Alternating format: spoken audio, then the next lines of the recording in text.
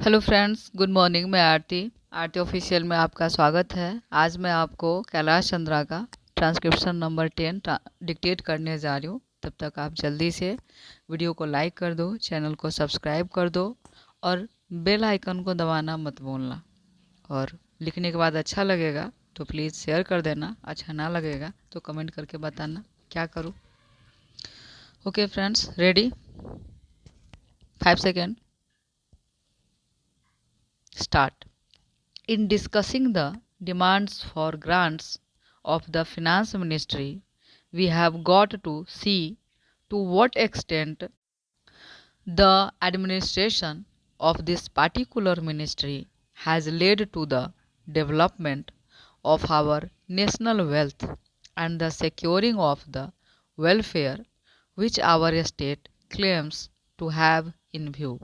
Madam, we must try to analyze very carefully the working of this particular ministry because it is not merely a department of the government, so to say, but it is the nerve center of the administration of the country. I would like first to refer to the role of foreign capital because in determining the manner in which the permission of capital issues has been granted by the particular administration, we should keep in our mind to what extent the interests of our nation have been served.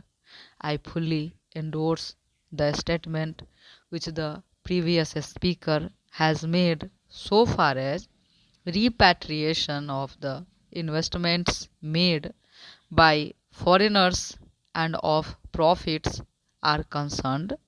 We have dealt with this topic quite a number of times, and I do not want to reiterate anything apart from only supporting what the honorable member who just now spoke said.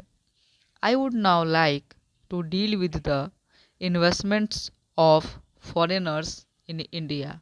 Madam, the government of our country accepted the proposition that in allowing foreign investment, it should come in only in such industry and such form of production wherein our national investors will not come forward and in which technical skill is wanted.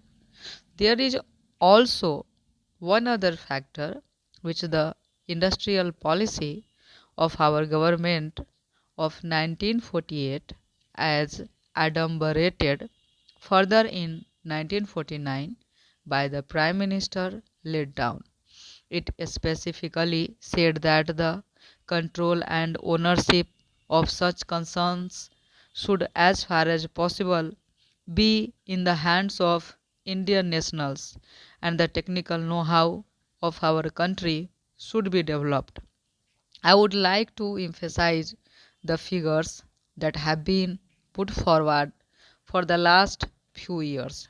From 1947 till the end of 1952 or the early part of 1952, it has been reported that Rs 19 crores of foreign capital have been allowed to be invested in our country.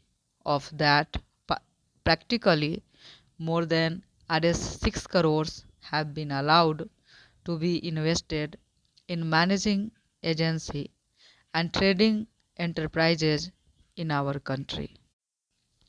So far as the government policy is concerned, we find that a sum of Rs 4 crores has been allowed to be invested this year.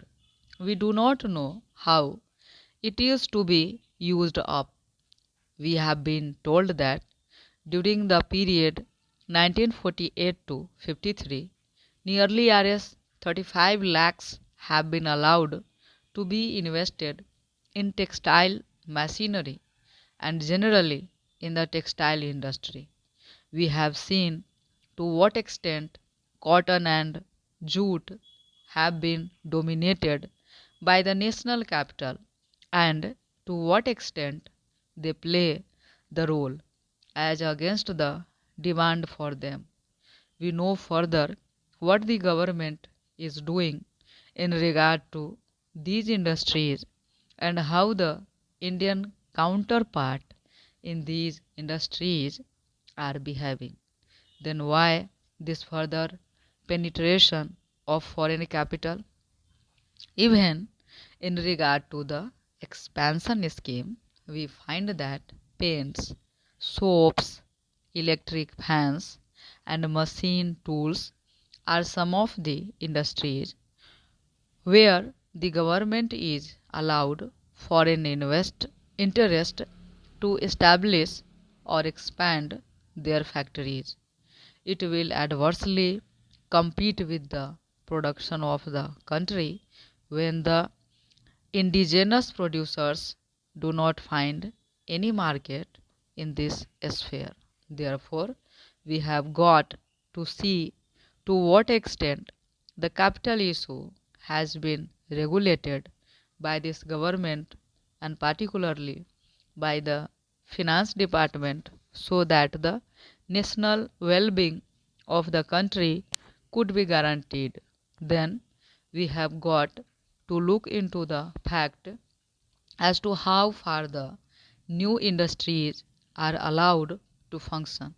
So far as the oil refineries are concerned, some of them have been established and some more are going to be established very soon. In the control of the administration, the Indians have no share. They are only preference shareholders and they have no voice in the management. So far as the administrative aspect in this industry is concerned, the most important part of it is the technical know-how. They do not guarantee that they will train the Indians. That means they say even after 20 years we will have to face the problem of the know-how in respect of the oil refineries. I do not know why the government are showing softness to foreigners in this matter.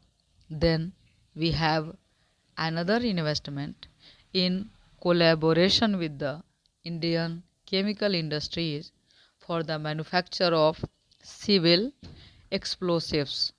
Here, as far as I have gathered, only 20% is going to be Indian capital.